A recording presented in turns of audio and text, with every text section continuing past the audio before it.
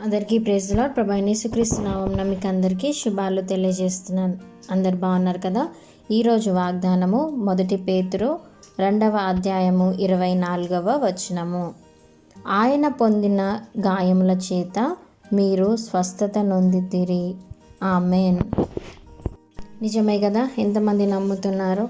మనకు ఎటువంటి అనారోగ్య పరిస్థితి ఉన్నప్పటికీ ఆయన మన కోసం, మన పాపాల కోసం ఎప్పుడైతే సిలువలో బలి అయినారో అప్పుడే మన గాయాలన్నీ కూడా మాన్పబడినాయి కదా. కాబట్టి ఆయన పొందిన గాయముల చేత మనకి ప్రతి నిత్యం కూడా స్వస్థత ఉంది.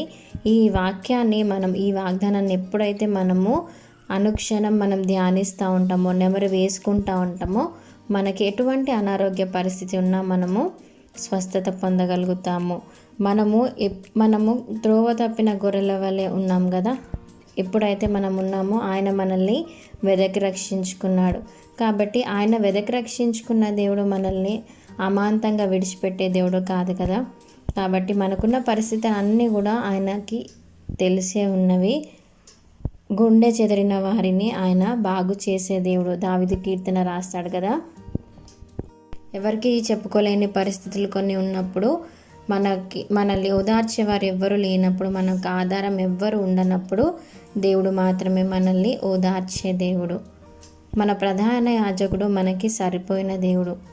ఎందులో రాసిన మాట? హెబ్రీలకు 7వ అధ్యాయం 26వ వచనంలో, పవిత్రుడు, నిర్దోషియు, నిష్కల్మషుడును, పాపులలో చేరక ప్రత్యేకంగా ఉన్నవాడును, ఆకాశ మండలం కంటే మిక్కిలి హెచ్చైన వాడు నాయన. ఇట్టి ప్రధాన యాజకుడు మనకు సరిపోయినవాడు. కాబట్టి మనకి సరిపోయే దేవుడు మనకి కలిగి ఉన్నప్పుడు, మనము ఎటువంటి పరిస్థితిలో ఉన్న, అనారోగ్య పరిస్థితుల్లో, ఆరోగ్యం బాగాలేకపోయినా, క్షీణించిపోయినా, ఎముకలు కొరుకుతున్నా, మన గుండె బరువుగా అనిపించిన, ఓదార్చేవారు ఎవ్వరు లేకపోయినా, ఆదరించేవారు ఎవ్వరు లేకపోయినా, మన ప్రధాన యాజకుడు ఉన్నాడని చెప్పి మర్చిపోకుండా మనల్ని రక్షించుకున్న దేవుడు మనల్ని ఎల్లప్పుడూ కూడా విడిచిపెట్టే దేవుడు కాదు. కాబట్టి మనం మనుషుల ముందు ఏడవకుండా దేవుని ముందు మనం ఎప్పుడైతే ఏడుస్తూ మొర పెడతామో, ఈ వాగ్దానాన్ని మనం ఎప్పుడైతే నెంబర్ వేసుకుంటామో, ఆయన పొందిన గాయముల చేత మనకు నిత్యము స్వస్థత కలుగుతుంది. ఈ వాగ్దానాన్ని దయచేసి మీ జీవితంలో క్లెయిమ్ చేసుకోండి, ఇతరులకు కూడా షేర్ చేయండి. చిన్న వాగ్దానాన్ని దేవుడు మీ జీవితంలో నెరవేర్చి ఆశీర్వదించును గాక. ఆమెన్.